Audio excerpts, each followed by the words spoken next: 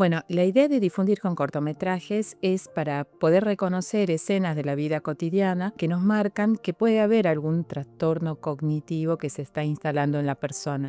Nosotros tendemos mucho a dar explicaciones sobre situaciones que empiezan a ser atípicas, como los olvidos, los cambios de conducta. Entonces, lo que se trata acá es de recrear esas escenas, que son escenas básicamente de la vida cotidiana de las personas que están en distintas etapas de compromiso de su estado de cognición, de su estado cognitivo, básicamente.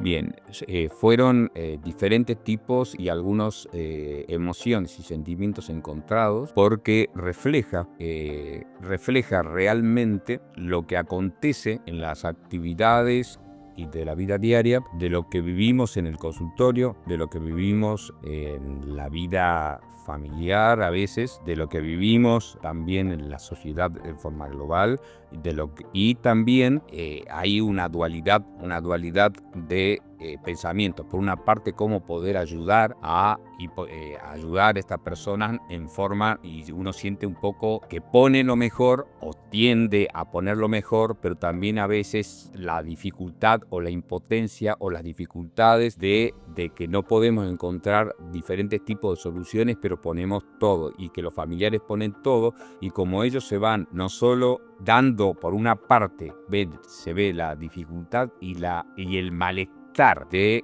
la enfermedad que va avanzando claramente, pero también se ve en los pacientes y también se ve en los familiares que también que hay que cuidarlos. Entonces, muchas veces es muy dificultoso reorganizar todo esto también. Bueno, la verdad que despertó buenas emociones, o sea, reflejan lo que viven las personas que padecen este problema y las personas que asisten o acompañan a estas personas. Realmente me parecen muy prácticos, muy ejemplificadores de lo que sucede en el núcleo de estas familias. Me parece muy constructivo y muy útil para una detección precoz, para visualizar las vivencias de estas familias. Cada uno de los cortometrajes me fueron despertando diferentes emociones. El primero, sobre todo la sensación de desorientada, fue al principio ver a la señora en ese momento de no saber dónde estaba, de temor, de incertidumbre, pero a su vez ver los transeúntes que podían tener cierta empatía y acercarse a ella para poder ayudarla, me dio mucha tranquilidad. Después el segundo me dio tranquilidad también ver unas nietas que podían ayudar a una abuela. También me dio empatía reconocer en esos familiares que ayudo y poder ver ese familiar que se estaba sobrecargando. Y en el último me despertó también la tranquilidad de ver otra nieta que podía empatizar con esa abuela y ayudarla. Así que cada uno de ellos que fuimos pensando en su momento me dieron la alegría de que transmitieron lo que queríamos que transmitieran. Cuando los pensamos y los escribimos, sentí que cada uno de los actores mostraron los sentimientos y las emociones tanto de los familiares, de los cuidadores, de la nieta y de los pacientes. Entonces fue mucha satisfacción, satisfacción de que logramos transmitirle a la gente lo que le pasa a toda esa familia completa. La segunda pregunta.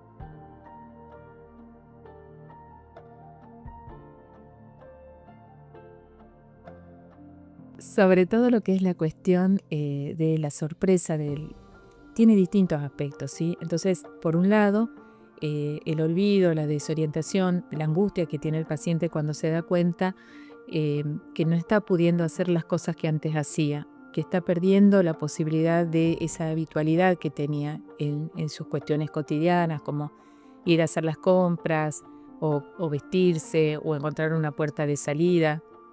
Y por otro lado también las reacciones de la familia que en un primer momento niegan que algo diferente está sucediendo.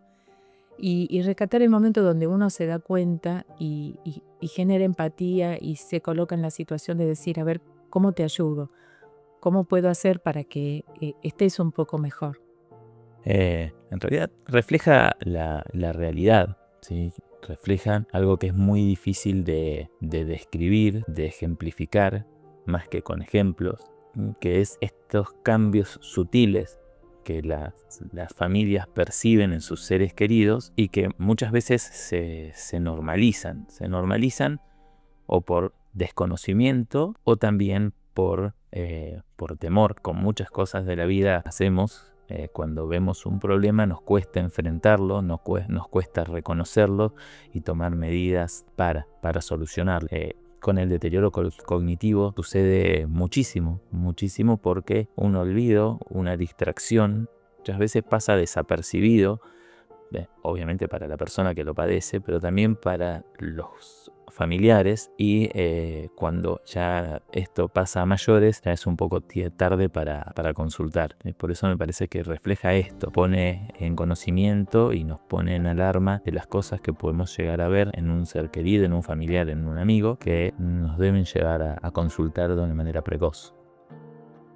Bueno, principalmente esos primeros síntomas que son, por ejemplo, la desorientación espacial, que es algo que las personas no suelen comentar al principio a la familia y por la que no suelen consultar, que es un síntoma muy común. Entonces, ese es un síntoma frecuente, entonces me parece que fue importante que aparezca en uno de los cortometrajes. Después, otro síntoma muy común son los olvidos, entonces aparece en uno de los cortometrajes. Después también las noxias, el no encontrar las cosas, las parte que tiene que ver con la funcionalidad, el vestirse, el no encontrar en un espacio desconocido como es en un hotel, el no encontrar una puerta, desorientarse y desconocer el espacio. Así que bueno, creo que pudimos mostrar, por un lado, en la calle, en una persona que se desorienta, en la casa, olvidos, repeticiones, contar sobre hechos del pasado y no encontrar objetos frecuentes. En una cocina, algo que se está buscando. Y después, en un hotel, el hecho de, como es un lugar desconocido para la persona, desorientarse en una habitación y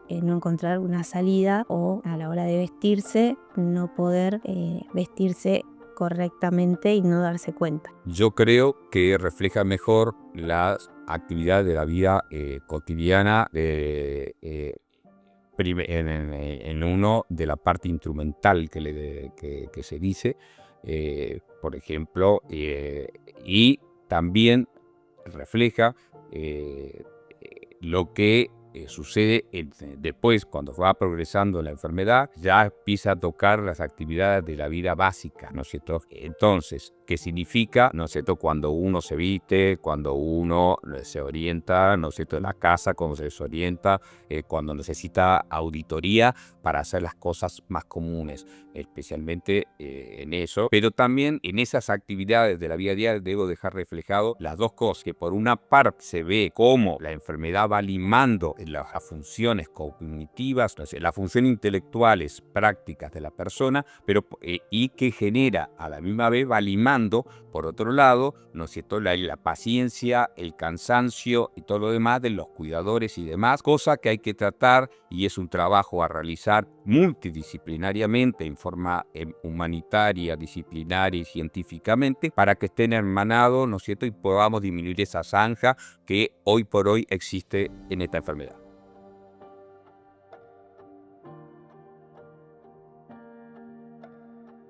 Lo que me aparenta a mí, ¿no es cierto?, después de ver los diferentes tipos de sucesiones gráficas que se ven en el cortometraje, es que veo una persona que tiene el inicio primero de un proceso con desorientación que va avanzando gradualmente hasta fenómenos de otro tipo, como problemas de olvidos, de lo que se llama memoria inmediata, también con un componente de desorientación espacial y con un componente de falta de registro de lo que le está sucediendo, porque eso marca que esta enfermedad, deterioro cognitivo progresivo de tipo Alzheimer, hace que se vayan apagando diferentes centros que generan eso, empezando por perdón por las palabras técnicas, pero la zona del hipocampo junto con la corteza temporal medial primero, después sigue con el lóbulo parietal, necesito que da el tema de la orientación y con el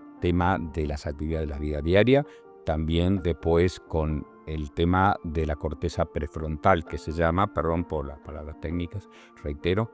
Entonces, gradualmente va determinando que esas zonas que son cuando una persona las tiene en pleno funcionamiento e integridad, marcan una normalidad, pero cuando se van disminuyendo en su función, ¿no es cierto?, van disminuyendo en su calidad.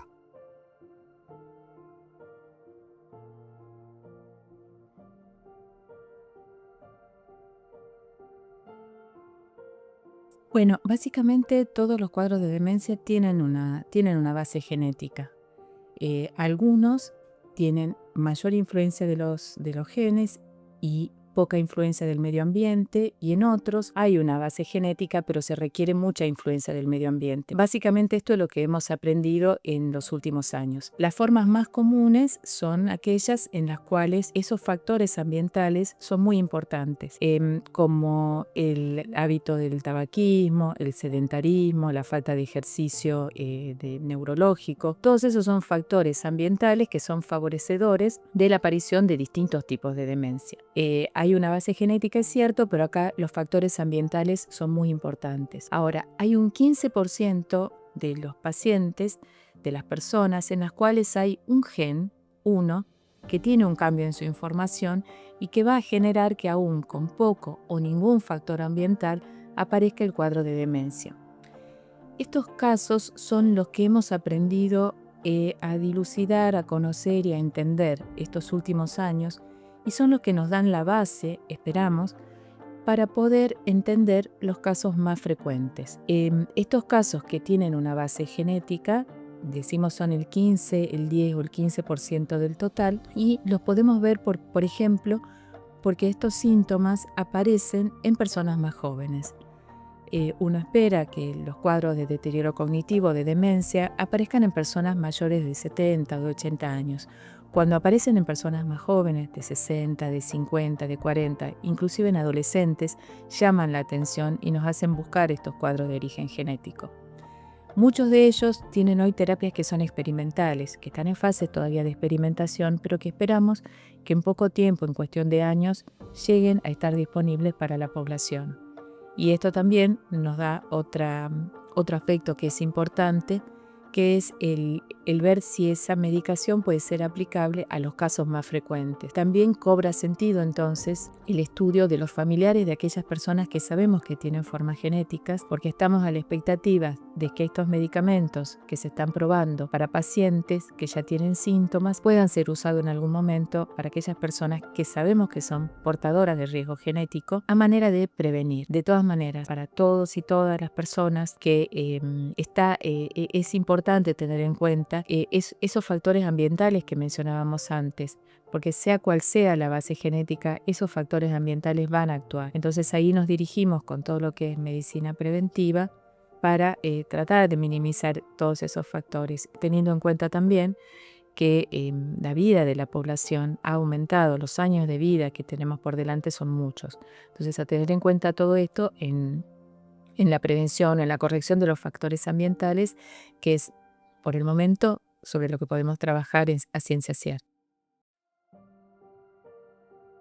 Lo que deberían hacer primero es hacer una consulta al neurólogo. El neurólogo seguramente le va a pedir estudios. Dentro de esos estudios, una evaluación neuropsicológica para saber el estado cognitivo actual, y de ahí viene todo lo que tiene que ver con el tratamiento farmacológico, tratamiento no farmacológico, y dentro de lo que es no farmacológico, eso incluye realizar talleres de estimulación cognitiva. Eso es un espacio muy importante para que ella pueda sentirse comprendida, realizar ejercitación de las funciones cognitivas, compartir con pares, porque cuando yo hoy decía que uno puede vivir bien con deterioro cognitivo, es que ella va a seguir haciendo cosas, va a poder compartir con otras personas y la va a poder pasar bien. Y su hijo, que en este caso es el cuidador principal, va a sentir que va a poder estar haciendo cosas por su mamá. Entonces, este hijo va a poder participar de un grupo de apoyo familiares, sentirse contenido, sentir que está haciendo algo por él y sentir que su mamá está acompañada. En algún momento, tal vez la enfermedad, va a ir avanzando esa enfermedad y además de tener el acompañamiento de su neurólogo, posiblemente va a tener el acompañamiento además de un médico psiquiatra especialista en personas con deterioro cognitivo. Y así va a ir pasando, que va a ir avanzando el deterioro cognitivo, pero van a estar acompañados de todo un equipo interdisciplinario que los acompañe, así como el libro, que es toda una herramienta útil para ir atravesando todo este proceso que forma parte de algo natural.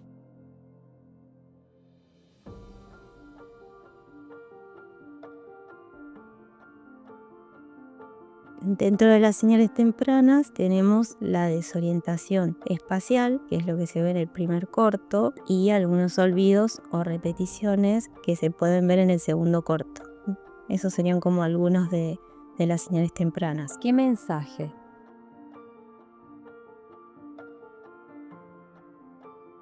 Bueno, mensajes también hay varios, pero tengo que seleccionar.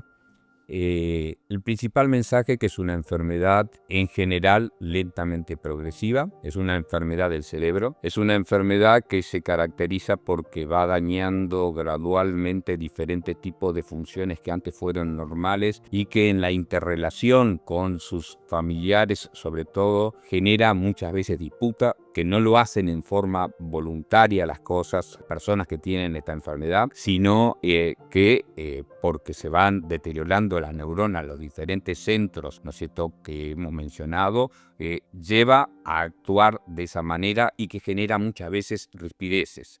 Y que hay que tratar, en la medida de lo posible, de disminuir, ¿no es cierto?, las rispideces, tener más comprensiones, más cuidado, pero también cuidar al que cuida.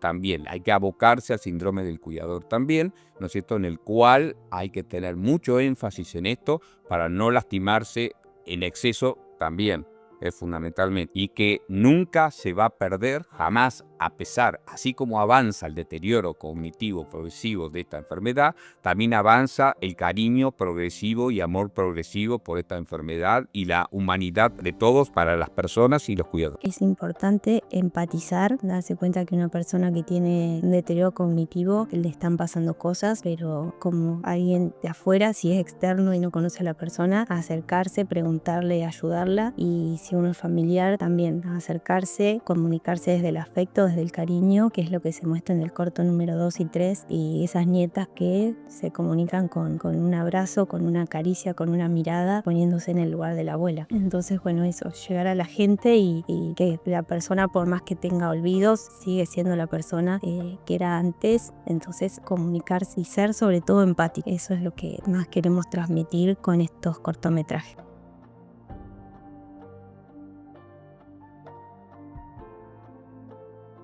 En general repercute porque hay un cambio de roles. Cuando hay una persona en la familia que se enferma, si alguien es hijo, de alguna manera se cambia el rol y uno pasa a ser padre, o si es un cónyuge, uno, si bien no pasa a ser padre, pero se cambia de alguna forma el rol porque uno tiene que cuidar. Entonces, principalmente, eso es lo primero que se afecta, porque el cuidador principal, al ocuparse de cuidar, se modifica la relación que tienen entre esas personas. Después, otro cambio importante que surge generalmente es que suele haber conflictos entre las personas, y otro cambio es lo que con el tiempo se va dando, que es la sobrecarga de cuidador.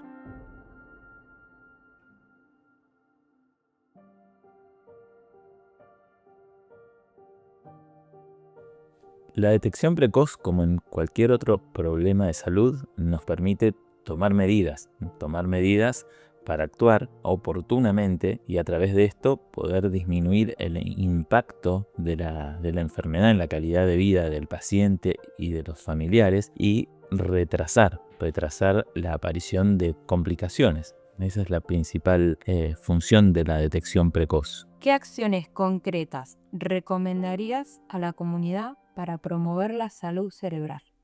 Bueno, las acciones concretas que podemos tomar como personas, como comunidad, para prevenir los problemas neurocognitivos no son complejas. Tienen que ver con estilos o hábitos de vida saludables, empezando por el ejercicio físico regular, empezando por una correcta alimentación, siguiendo por un control médico periódico, no un control médico extraordinario, sino un control médico como están recomendados. Sí, obviamente cuando somos pequeños vamos con determinada frecuencia y a medida que vamos creciendo o envejeciendo, estos controles médicos deben hacerse más periódicos con el fin de mantener a raya los factores de riesgo. ¿Sí? Los factores de riesgo que para el cerebro son exactamente los mismos que para el corazón. La presión arterial, el azúcar en sangre, los lípidos o las grasas en sangre son las cosas que tenemos que mantener a raya o en sus niveles normales para una buena salud cerebral. Por otra parte, podemos tomar acciones concretas para nuestro fortalecimiento cognitivo. Nuevamente, desde que somos pequeños, lograr o alcanzar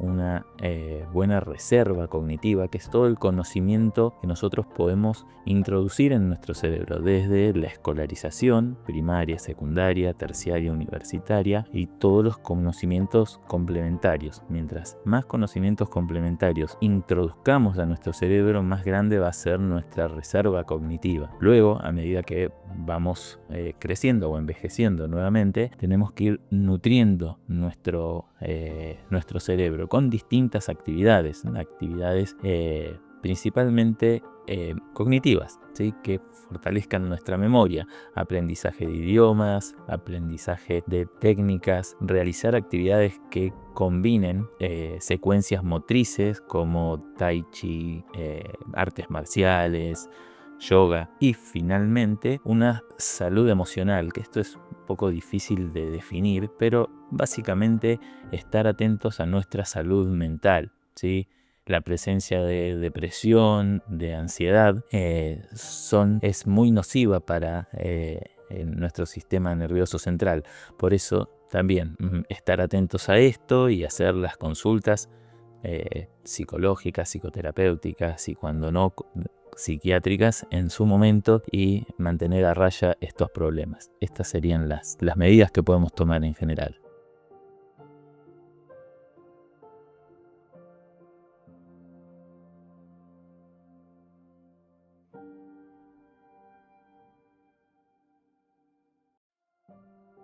En estos cortometrajes, como recién estamos transmitiendo, en el primero una persona que está comenzando, en el segundo en avanza, recién vemos un cuidador que comienza a sobrecargarse, por eso recién el segundo es avanza, que justamente la persona está como en una etapa de comienzo de la enfermedad, no es un cuidador que tenga una gran sobrecarga de cuidador, entonces no lo vemos con una señora con una gran dependencia, ¿sí? En este caso no vemos a alguien que está cuidando demasiadas horas a su mamá ni nada. Es una mamá que por lo visto vive sola todavía y ellos han venido a visitarla. Entonces, dentro de lo que es un rol de cuidador, que nosotros sabemos que tiene que estar muchas horas cuidando, a veces hasta incluso tienen que tener cuidadores externos. En este caso, solo tenemos un cuidador que sí se está empezando a sobrecargar porque ve una mamá y está un poco intolerante por ver estos cambios en una mamá que no tolera de que repita las cosas, se olvida, pero bueno, es el comienzo de un cuidado, ¿sí? De un cuidador principal, pero bueno, van a ir pasándole otras cosas que lo vamos a ver en los próximos cortometrajes que vamos a ir haciendo en los próximos años desde Alma con Maui. ¿Qué prejuicios o estigmas sociales perciben ustedes que aún persisten alrededor de la demencia? Bueno, aún hay muchísimos prejuicios que persisten. Sobre todo, uno muy frecuente tiene que ver con la locura, como que demencia se asocia mucho todavía con locura. Por eso tratamos de no hablar de demencia, sino de alteración neurocognitiva mayor. Después otro muy frecuente es el asociar con que es una persona peligrosa, que da miedo. Después otro también es el temor a que sea hereditario, que sea contagioso. También que sea únicamente de personas mayores, cuando en realidad la demencia puede ocurrir a cualquier edad. A ver, es algo más frecuente en personas mayores, pero también alguien joven puede tener demencia. Después, como que una persona que tiene demencia no entiende nada o que no puede hacer ninguna otra cosa, cuando en realidad una persona que tiene demencia puede vivir bien con demencia, puede hacer otras cosas, puede disfrutar, puede cantar, puede pintar, puede pasarla bien. Y sobre todo, aunque pueda olvidarse cosas, entiende si yo le digo algo, me escucha. Entonces hay que tener cuidado de que si está al lado nuestro, tener en cuenta que lo que hablamos, o sea, nos puede estar escuchando. Entonces tratar de comunicarnos con esa persona, con la persona, no con la enfermedad, y sobre todo con el afecto, con el cariño, porque como les digo siempre, detrás de esa persona hay alguien y es importante comunicarse con el afecto, con el abrazo, porque aunque tal vez no se acuerde que yo la fui a visitar, por ejemplo, se va a acordar que la pasó bien, por ejemplo. Entonces, bueno, eso, no olvidarse que puede olvidarse de las cosas, pero no de los momentos agradables que pasó con uno.